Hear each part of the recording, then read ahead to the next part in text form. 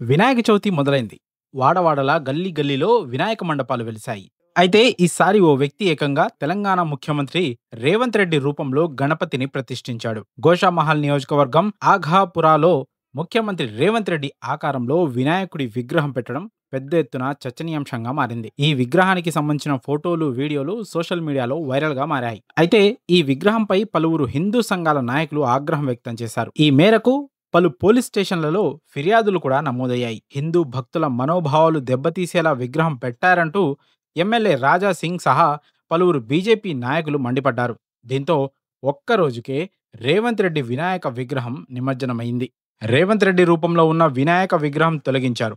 భక్తుల మనోభావాలు దెబ్బతిన్నాయంటూ నిర్వాహకుడు మెట్టు సాయి కుమార్ను హెచ్చరించారు పోలీసులు.